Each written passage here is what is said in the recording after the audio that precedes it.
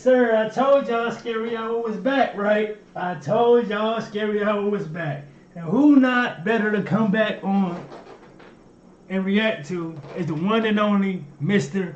Ballen, man. Shouts out to Mr. Ballen, man. Like, listen, he dropped the video just in the nick of time for your boy. You know what I'm saying? Today we're going to be checking out Ghost of Flight 401.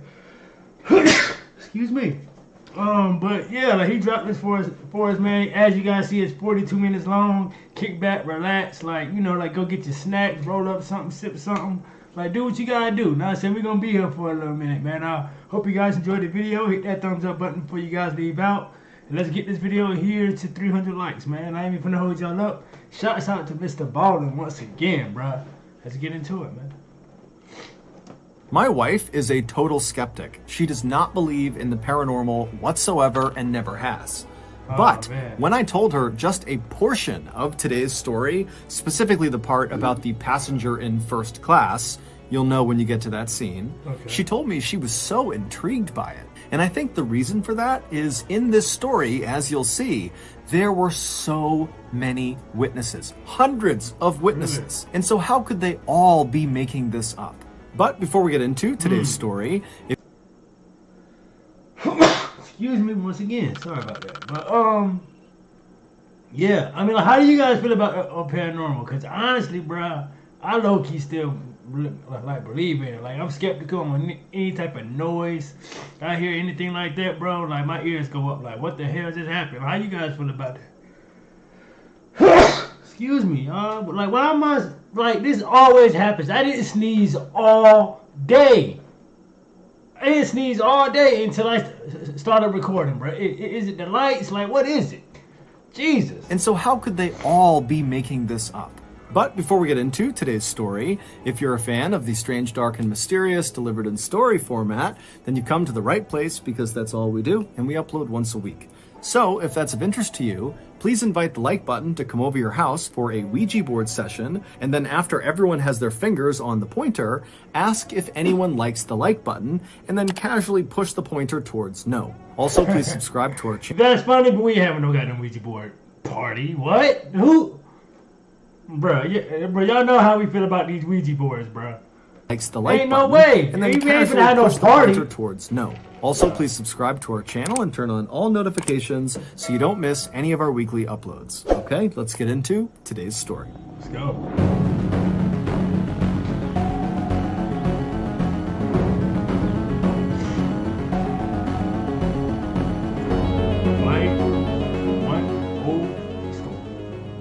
Around 8:30 p.m. on December 29th, 1972, passengers inside of JFK International Airport in Queens, New York, heard over the intercom that Eastern Airlines Flight 401 to Miami was now boarding.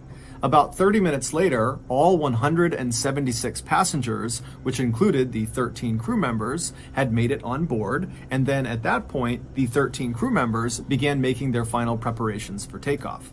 Flight 401 was a very expensive and recently introduced model of plane by Eastern Airlines called the Lockheed L-1011 TriStar, and it was both unbelievably technologically advanced and unbelievably enormous. It sat up to 400 passengers, which meant instead of having 4 seats to a row like you would expect inside of a passenger jet. Hey guys, quick question.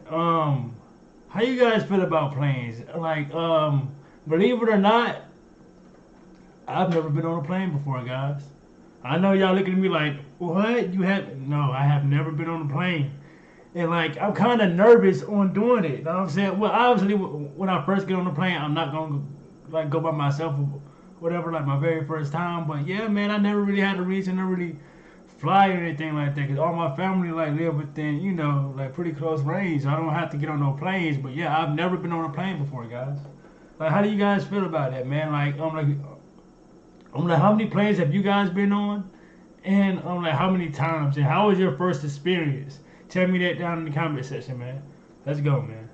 which meant instead of having 4 seats to a row like you would expect inside of a passenger jet, the L-1011s had 8 seats per row, and they had 2 levels. There was the main level, which was the main cabin where all the passengers were, and then there was a second level, a lower level, that was only accessible via 2 small elevators that could barely fit 1 person inside of them in the back of the aircraft. And down on this lower level was a full-size kitchen, which had ovens and refrigerators, and also at the back of this lower level was a lounge area for flight staff. The pilot that night was Bob Loft, who was a strikingly handsome 55-year-old man with over 30,000 hours of flying experience, which for reference is a ton of flying experience. Captain Bob was known as a perfectionist who exuded confidence and who was cool under pressure. After Bob had boarded the aircraft, he had made his way right into the cockpit, which is the very front of the plane where the pilots fly the plane, and he had sat down in the customary captain's seat. Bro, like, just looking at this is making me mad, bro. It's a lot of buttons, bro. It's a lot going on. It's just, like, so confusing. I see why these guys, like, be going to school for it and know the buttons not to press. Like a person like me, I'll press something and we all going down. Like, you know what I'm saying? Like, yeah, bro. Like, salute to the pilots out there, man. It's able to do this type of job, man, because I know it's probably hella difficult, man. I mean, especially but if you obviously been doing it for years, it's just easy to you. But for a person like me, can't do it, man. Where the pilots fly the plane, and he had sat down in the customary captain's seat, which was the front left seat. And then after he had sat down, his 10 years younger first officer or co-pilot, a man named Bert Stockstill, had joined him in the cockpit and sat down in the customary co-pilot seat, which was directly to the right of Captain Bob. And so after the pilot and co-pilot were both seated, the remaining 2 members of that night's cockpit crew came into the cockpit. Now, normally in most passenger jets, there were only 2 seats in the cockpit, but because L-1011 planes were so massive, there were 4 seats in the cockpit. And so one of the last 2 men who joined the cockpit was 51-year-old Don Repo, who was the flight's engineer. And despite him being this big, strong ox of a man, he was actually known as being fairly soft-spoken and very approachable. And so Don came into the cockpit, he said hello, and then he sat down in the seat right behind the co-pilot, Bert. And then a few seconds after Don, the last man came into the cockpit. It was 47-year-old Angelo Donadeo. Angelo was not actually part of that night's flight crew. However, he was an employee of Eastern Airlines, and that night he needed to get to Miami, and so the company had put him on Flight 401 and sat him in the 4th and final seat in the cockpit right behind Captain Bob. Around 9:10 p.m., all pre-flight checks had been completed, all passengers were seated, as was the crew, and so Captain Bob began taxiing over to the runway. 10 minutes later, at 9:20 p.m., Captain Bob pushed the throttles forward and the plane began to take off. A few minutes later, and Flight 401 was airborne up in the night sky over New York, headed south towards Miami. For the next 2 hours, this flight was completely normal. In fact, it was so normal that one of the passengers, named Jerry Escow, actually wrote a letter while he was on the plane telling Eastern Airlines how great their airline was and how smooth this flight was. His plan was, once they landed, to mail this letter to Eastern Airlines. But at 11:32 p.m., so 2 hours and 12 minutes after takeoff, this flight would go from being very routine and normal to being anything but. At 11:32 p.m., Captain Bob... And this is exactly why I be hesitant on these planes, because, bro, anything can happen up there, bro. It's like, majority of the people that tell me they've been on planes, it's cool, you know what I'm saying? But it's just like, bro, I don't know, man. I see, Final Destinations and snakes on the planes and all that. Like, I don't got time, bro. But, yeah, bro, it's crazy, man. To being anything but. At 11:32 p.m., Captain Bob began his approach to Miami International Airport, but when he lowered the plane's landing gear, his co-pilot Bert noticed they had a problem. L-1011 jets, like 401, have 3 pieces of landing gear. They have wheels that come down under the left wing, they have wheels that come down under the right wing, and they have wheels that pop out of the nose of the plane. And each of these pieces of landing gear has a corresponding little light bulb, a green light bulb inside the cockpit, that once that piece of landing gear comes down and locks in place and is ready to be landed on, its green light will go on inside of the cockpit. But when Captain Bob lowered their landing gear, his co-pilot, Bert, noticed only 2 of the lights came on. The one that did not light up was the nose landing gear. Now, Captain Bob and the other men in the cockpit, when they saw this issue, they immediately assumed it had to be the light bulb itself that was faulty, not the actual nose landing gear, because this plane was brand new, it had been checked before they left, so the likelihood of the nose landing gear being faulty was incredibly slim. And so Captain Bob, while maintaining his approach towards Miami International, he retracted the landing gear, and then once it had come back into the plane, he just lowered it again, thinking this time all 3 lights would come on. But once again, once the landing gear was deployed the second time, still the nose landing gear light did not come on. And so frustrated, Captain Bob hopped on the radio and contacted Miami Air Traffic Control and told them that he could not confirm his landing gear was actually safe to land on, and so they would have to circle around for a bit in the sky and get it figured out. And so Miami Air Traffic Control acknowledged what Captain Bob said and then directed Captain Bob to fly out over the nearby Everglades, which is a massive wetlands area in Florida, and to stay out over the Everglades away from other traffic until they fixed the problem. And so once Flight 401 was out over the Everglades flying in a circular pattern, Captain Bob and his co-pilot set the plane to autopilot so that it would maintain a constant altitude of 2,000 feet and a constant speed of 200 miles per hour. And so once the plane was all set, Captain Bob and his co-pilot Bert began fiddling with this front nose gear indicator light bulb, which they were convinced was faulty. And so they started by pressing on the light, and when that didn't work, they began twisting it, and when that didn't work, they actually pulled the light bulb off the panel and kind of blew the dirt and grime off of it, and then they jammed it back into the panel. But as soon as they did, not only did it not go back on, but they realized they had put it in sideways, and so they couldn't actually get it out again. And so now they're thinking, this light's not going to go on at all. We need to find another way to make sure the nose landing gear has come down. And so Captain Bob at this point is totally frustrated, and so he turns around and he looks at Don Repo, the flight engineer who's sitting right behind the co-pilot, and he tells Don to go down into the hellhole and directly inspect the front landing gear himself. So the hellhole is a space right below the cockpit, and the way you get to it is through a trap door in the floor in the center of the cockpit. And then once down in the hellhole, there is this window that looks straight towards the front of the aircraft where you could look out and actually see the front landing gear, and you could make sure it was down or not. And so Don Repo, he gets out of his seat and he opens up the hellhole trap door and he makes his way down below.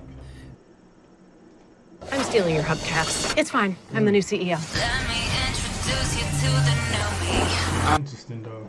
Meanwhile, 2,000 feet below Flight 401, a 43-year-old man named Robert Marquise, along with a friend of his, were looking for frogs in the Everglades, riding around on Robert's airboat. An airboat is a flat-bottom boat with this huge fan on the back of it that propels it forward. It's popular in the Everglades because the water depth is so shallow. At points in the Everglades, the water's only a couple of inches deep. And so all around these two guys, it is totally pitch black out. There are no buildings or people for miles and miles and miles. Their only light source is Robert's headlamp. And so at some point, Robert turns off the airboat, and he and his friend are just standing in the middle of it, kind of scanning around on either side. And all around them, they can hear the sound of alligators growling and snakes and frogs moving about the tall grass.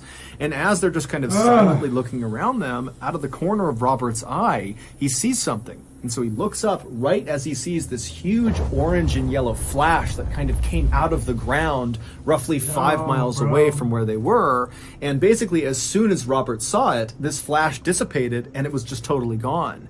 And so he turned to his friend who had not seen this flash, and Robert said, "Hey, let's go investigate. Let's see what that was." And so Robert fired up his boat again, and he began flying across the Everglades straight in the direction of where he saw this flash. And after 15 minutes, minutes of cruising at 40 miles per hour across this dark expanse, they reached the area where this flash had been, and Robert and his friend, they just could not believe what they were Was it the airplane that possibly crashed? looking at. About 20 minutes earlier, back up inside of Flight 401, when Captain Bob turned around in his seat to tell the flight engineer, Don Repo, to go down into the hellhole, it's believed that Captain Bob nudged the steering wheel with his leg. And this little nudge was enough to disengage the plane's autopilot, which sent the plane into a gradual descent. Whoa, I knew it, bro. Oh no, bro. Oh no. This is, see, like, as this story goes on, it's just ruining my flying excitement. I'm telling y'all this now. It's just getting worse and worse, bro, as the story goes on. It's just ruining it.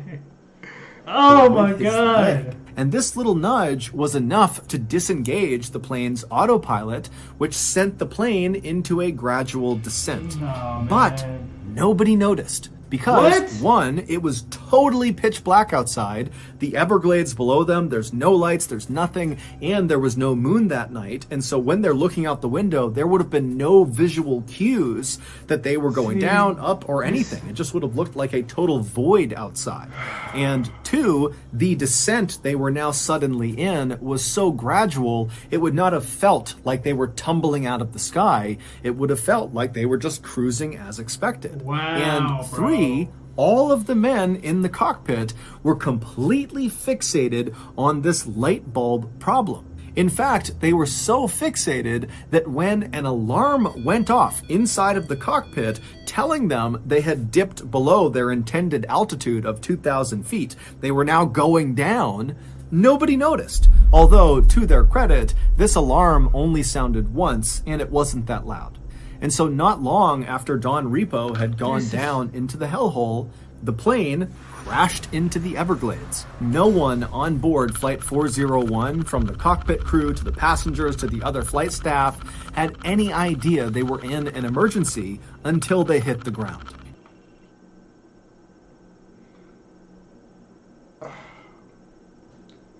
Like, this is exactly what... Nah, bro. I'm not getting on no fucking plane. I will drive 37 days before I... Bro, listen, bro. Nah, bro. Staff had any idea they were in an emergency until they hit the ground. And when they hit the ground, the plane exploded, and that was what Robert Marquis saw when he looked up and saw that yellow and orange flash. And so Robert and his friend, they speed over to the crash site, and when they get there, they are the first ones there. And even though they're looking out and they can hear the sound of all these people screaming and crying and moaning, they can't see anything because the fire from this huge explosion was already out because the swampy wetlands had pretty much immediately extinguished it. And even though the plane had crashed into the ground at over 200 miles per hour, it had not struck the ground at a very steep angle because basically the plane was in this gradual descent pattern and just kind of coasted until it hit the ground. And so that, combined with the soft, muddy ground of the Everglades, meant that the impact of the plane hitting the ground was not nearly as violent as other plane crashes were, and that ultimately saved lives. In fact, dozens of passengers survived the initial impact with the ground, but many of them were left with these horrible injuries, or they were trapped within the wreckage. Bro, look at that, bro. Like, these are people right here. That's in this little thing. This is people. Like this. Oh my God, bro. Well, rest in peace to the people who lost their lives, bro. Whoever lost their lives, rest in peace, man. What the? Were left with these horrible injuries, or they were trapped within the wreckage, or both. When Robert and his friend arrived at the edge of the crash scene, Robert lifted up his headlamp and began to scan, and he saw all these body parts sticking out of the ground, and then his light rested on the first survivor he saw, and it was this man whose clothes had been completely burned off from the explosion. All he had on was just a little bit of his socks on both ankles, and this man was still strapped into the seat that he had been on the plane. And when the plane had broken up, his seat had fallen forward into into the mud, pinning this man's upper body and most of his face under several inches of water. And so as Robert had scanned over with his light had hit this man's face, and he had looked up and pleaded with Robert and his friend to come get him before he drowned. And so Robert and his friend, they jumped off their boat and ran over to this guy and pulled the chair up and out of the water, saving this guy's life. But as soon as he was up and out of the water, Robert and his friend began hearing more calls from other people in the darkness, screaming for help. Robert and his friend would do their absolute best to save as many people as they possibly could, but there was just too many people who needed saving and not enough time. About 30 minutes after Robert and his friend had arrived at the scene, the Coast Guard showed up in helicopters, and they, along with Robert and his friend... That's a baby! Oh my... That's a baby, bro. That's a baby. Oh my God, bro. No, bro. No, bro. No, bro. That's a baby, bro.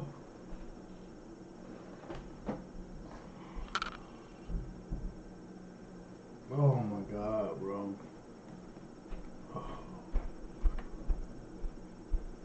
The Coast Guard showed up in helicopters, and they, along with Robert and his friend, would spend the entire night pulling as many people to safety as they possibly could. By the time the sun came up on the following day, there were no other survivors left to save. All told, 99 people perished and 77 survived. Amongst the dead were Captain Bob Loft and his co-pilot Bert Stockstill and their flight engineer Don Repo, who had gone down into the hellhole. Amongst these survivors was Angelo Donadeo, the fourth man in the cockpit, as well as Jerry Ascow, the man who ironically had written that letter to Eastern Airlines saying how wonderful that flight had been. A major investigation following the crash would confirm that the reason Flight 401 went down was because of a number of factors, most notably human error. The investigation would also confirm that the nose landing gear was working perfectly fine. The light bulb not coming on was a result of the light bulb being burnt. Yo, come on. So the landing gear came down anyways. But I understand it, like them taking precaution and not taking the risk or whatever. But it gotta be a way to be, I mean,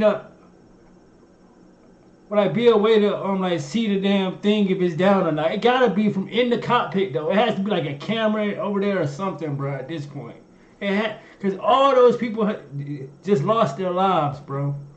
All those people just lost their lives, bro. 99 people lost their lives, bro. Perfectly fine. Bro, like rest in peace to everyone who passed away, man. Rest in peace. Light bulb not coming on was a result of the light bulb being burned out.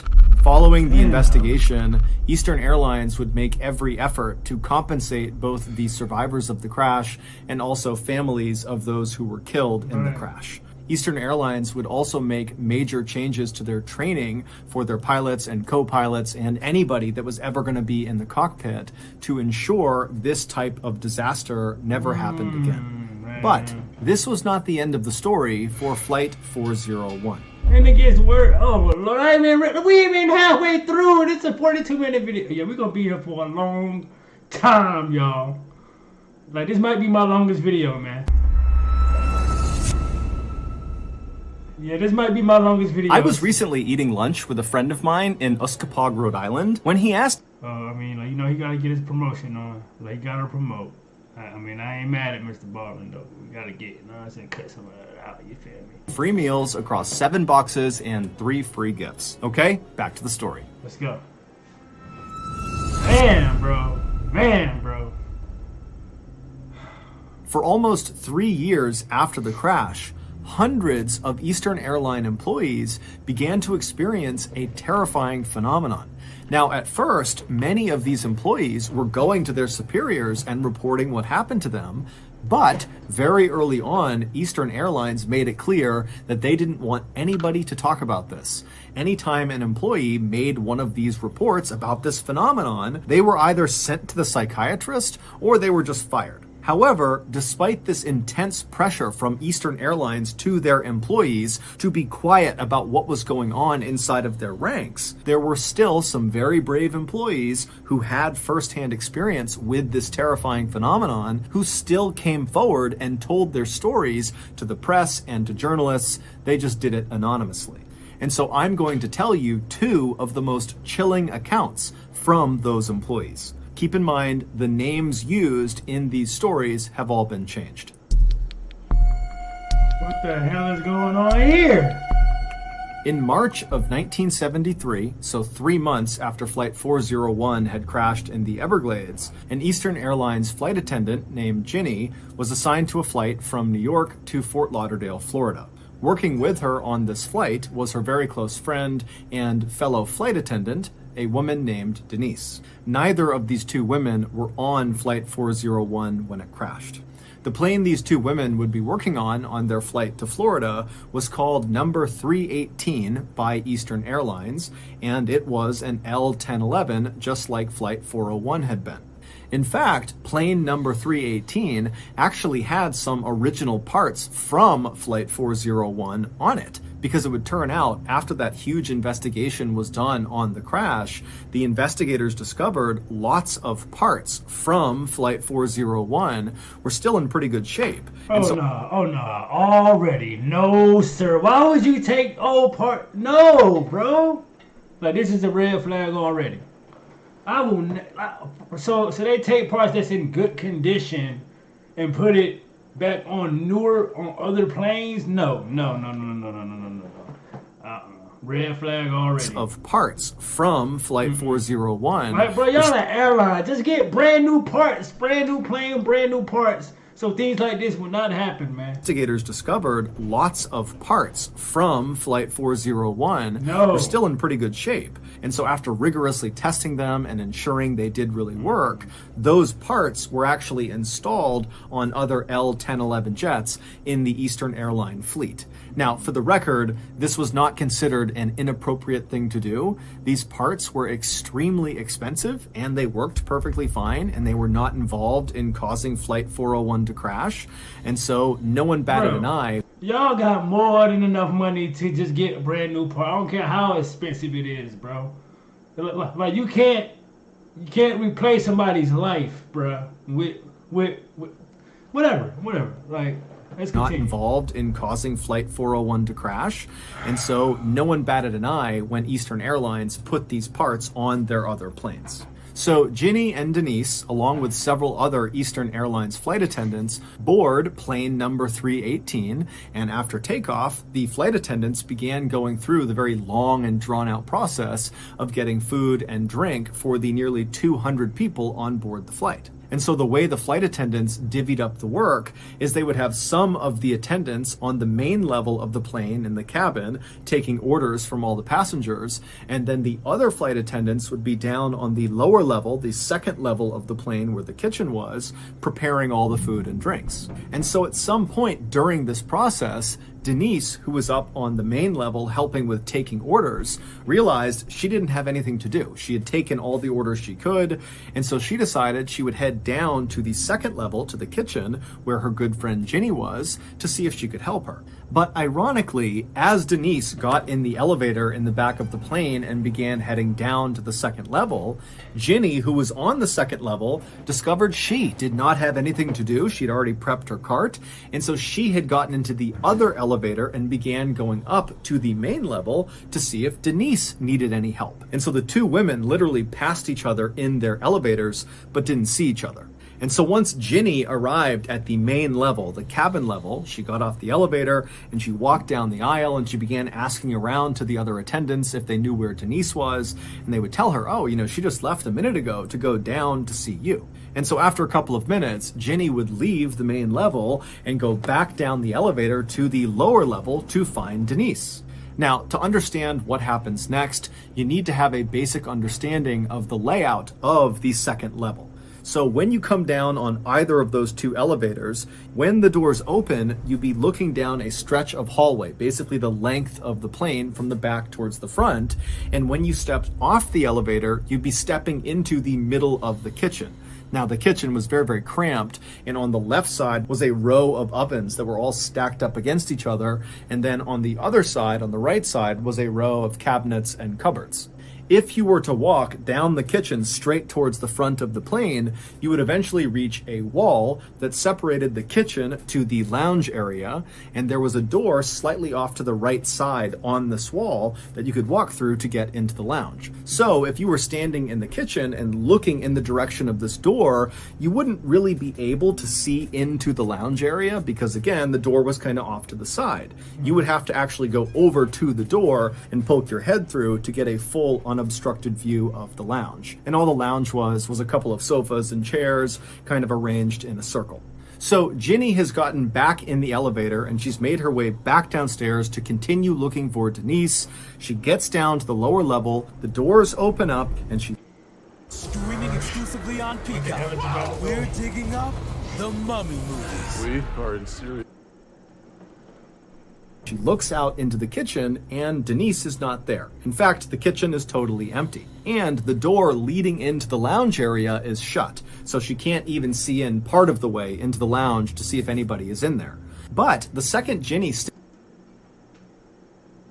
off the elevator into the kitchen, she immediately had this powerful sense that Denise was definitely down there somewhere on the second level with her, probably in the lounge area that she couldn't see.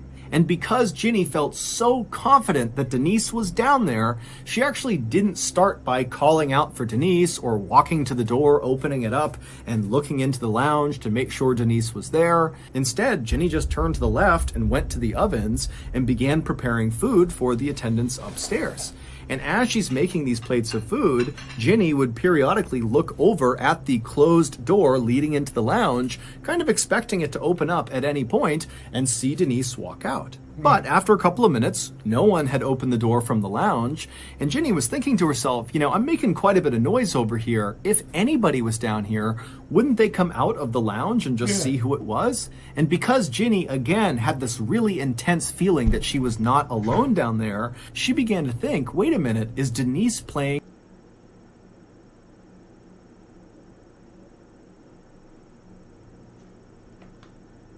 feeling that she was not alone down there, she began to think, wait a minute, is Denise playing a practical joke on me? Is she hiding in the lounge? Or is she hiding in one of the cabinets on the right side here and she's going to jump out and grab me? And so the second Ginny began thinking about that, she became really paranoid. And so as she's making this food, she's pretty much constantly looking over at the door or kind of scanning behind her, waiting for Denise to launch out and scare her. But again, after several more minutes, Ginny didn't see anybody come out of the lounge and none of the cabinet doors opened up. It was just her down there. However, the longer she stayed down there, the stronger that feeling got that someone was in the room with her. And so now she can't even make her food. She's completely turned around, just scanning all around the kitchen, really at this point hoping Denise jumps out to scare her. And when Denise didn't do that, Ginny just began walking over to the door that would lead into the lounge. And so when she reached the door, her heart was racing like mad. She reached down to the handle, she turned it, she pushed it open, and she poked her head in real quick. And there was no one in the lounge. But immediately, the second her head was in that room, that feeling that someone was down there with her spiked, and she got chills all over her body. And she ran into the back of the lounge and looked behind all of the chairs and sofas, praying at this point that Denise was going to be down there. But after looking all over the back of the lounge, there was no one there. And so finally, Ginny turns around and she's totally racked with fear. Because now she's on the very far end of the lounge. There's no one in the lounge. She knows there's no one in the kitchen. And here she is still getting that sensation that she was not alone down there. But she has to go all the way back across the lounge, through that door, into the kitchen to get back to the elevator. Listen, can you imagine how she feels right now? I bet the hair on her whole body is just like, it's like up right now. Like she's probably freaking the hell out. She's probably scared to death right now. Across the lounge, through that door, into the kitchen to get back to the elevator so she can escape. And so Ginny almost instinctively moved immediately to the left side of the lounge and put her back up against the wall to make sure no one could be behind her. And then she began slowly inching her way along the left wall towards the door that was now open that would lead back into the kitchen. And as she's slowly shimmying along, her view of the kitchen is getting bigger and bigger and bigger. And the whole time she's thinking, I'm going to see someone in the kitchen because this sensation that someone is down here with me is not going away. But when she finally gets to the door and crosses into the kitchen, there's still no one there. And so she makes a run at that point to the elevator. She starts hitting the button. And as she's hitting the button, she's turning around and she has that awful feeling that someone's right behind her. And then finally the cart comes down. She hops inside the elevator. She shuts the doors. She hits the button and she begins going back up. When the elevator cart got back to the main level and the doors opened again, Ginny almost knocked over the flight attendant that was standing right outside of it, a woman named Mildred. And after Mildred and Ginny kind of regained their balance, they both looked at each other, and Mildred could see very clearly that Ginny looked horrible. She was totally pale, she was sweating. And so Mildred said, Ginny, are you okay? What's going on? And Ginny would just say, I don't know. I can't tell you what's going on. I don't know. But Mildred, instead of asking follow-up questions, just said, Ginny, you need to come with me. And so Ginny would follow Mildred, who led them back around behind the elevators to the space in the back of the plane, kind of out of view of the passengers. And there, Ginny would find Denise. And Denise looked pale as a ghost. She was sweating and looked totally shaken up. So Denise probably saw the same thing that she saw. And they both just like, you know, are really, really freaked out at this point as far as like maybe it's the ghost from, again, the crash. 99 people passed away, y'all. So y'all would think some spirits and some ghosts would possibly still be around. Know what I mean? It's 99 people. Denise looked pale as a ghost. She was sweating and looked totally shaken up. It would turn out when Ginny left the lower level for the first time to come up to the main level to look for Denise, and then learned that Denise was not up there, that Denise had actually gone down to look for Ginny.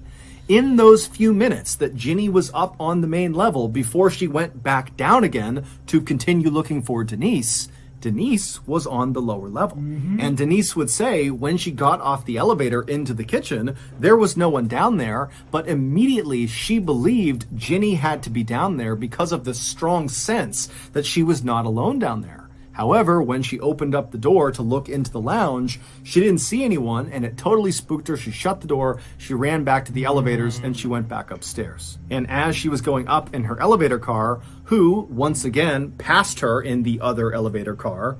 Ginny. And so once again, the two women did not see each other. And so these two women, who had never experienced anything like this before in their lives, had nearly identical experiences, totally independent of each other, just a couple of minutes apart in the exact same space.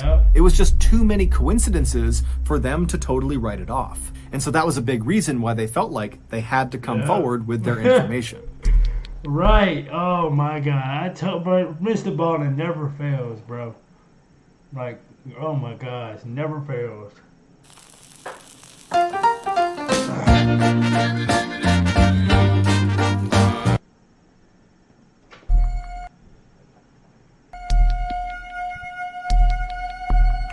1 month later, plane number 318, the same plane that Ginny and Denise had had their frightening experiences on, was at Newark Liberty International Airport in New Jersey, undergoing pre-flight checks from its crew before its flight to Miami that morning.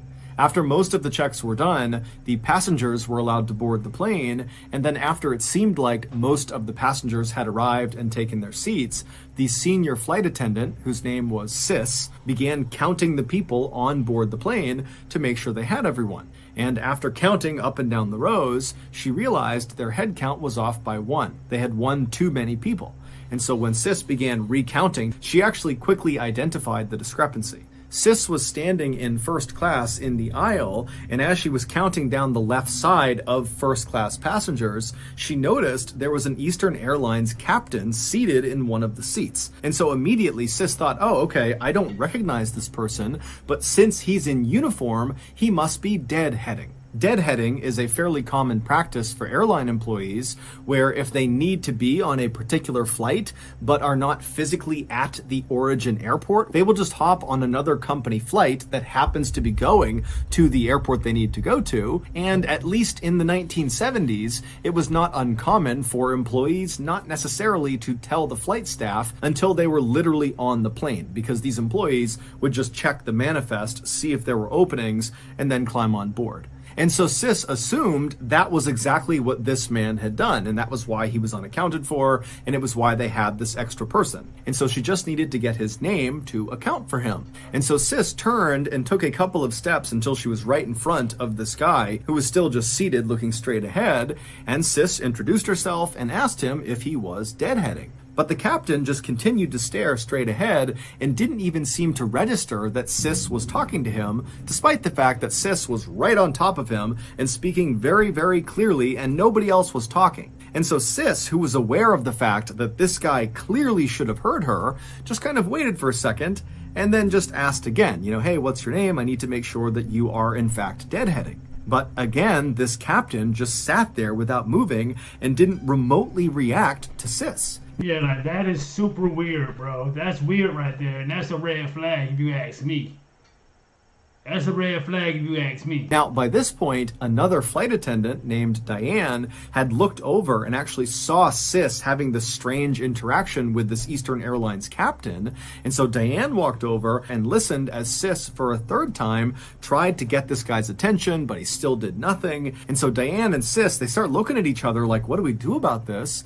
And at some point, Sis just says, okay, I'm going to go tell the captain, he can deal with this. And so Diane stayed in the aisle next to this silent seated captain while Sis turned and walked towards the cockpit, and she told the captain, whose name was George. And so George, he leaves the cockpit with Sis by his side, and they start walking down the aisle back towards where this guy was and where Diane was. And by the time they get there, 6 other passengers kind of in the general vicinity had noticed something strange was going on. And so they were all kind of turned around in their seats, looking at this captain who was sitting there, and Diane and Sis and George kind of waiting to see what was going to happen. And so George and Sis, they walk right up alongside Diane and this seated silent captain, and George immediately crouched down to get a good look at this guy's face, because again, this captain is just looking straight ahead. And let me guess, like, he don't even work there. Like, he not even supposed to be working the plane. Watch. Oh my, why is it gonna be some shit like that? To get a good look at this guy's face, because again, this captain is just looking straight ahead with a hat on, and so no one had really looked at him yet. And so George kneels down and he sees this guy's face for the first time, and he falls over and goes, oh my God, that's Bob Loft. The same Bob Loft. Whoa, whoa, whoa! That's Bob Loft, yo! Are you shitting me, bro? Falls over and goes, oh my God, that's Bob Loft. The same Bob Loft who had died on Flight 401, the captain of Flight 401. George had known Bob really well and knew exactly what Bob looked like. But before Bob, Sis, Diane, or the 6 other passengers that were all watching could do anything, the seated, silent captain that looked exactly like Bob Loft vanished into thin air right in front of all of them. And immediately, these 6 Ain't no way in the hell. Flight, me ever getting on the plane ruined. No, sir. What? Vanished into thin air right in front of all of them. And immediately, these 6 passengers on board the flight that saw this happen became hysterical. They could not understand what they had just seen. People are screaming and crying. And George, Diane, and Sis, they were very shaken at what they saw, but they knew they were in charge of this flight. And so they tried to calm down the passengers, but then very quickly, they organized a search of the plane because they're telling themselves, no one can just disappear into thin air. This guy has to be somewhere on the plane. And so for over an hour, the passengers were told to stay in their seats and were told to stay calm while the flight crew searched every crevice, every nook and cranny of this flight to see if they could find this guy. But they never did. And so after a very long delay, plane number 318, along with its very shaken up passengers. And you want to know why? It was probably because they used the parts from the crash. See, like, that's why people, man, come on, man. Long delay, plane number 318, along with its very shaken up passengers and flight crew, eventually rumbled out onto the runway and took off. When they landed in Miami, the first thing George, Diane, and Sis all did is they went in and filed a report about what they had seen about this vanishing person.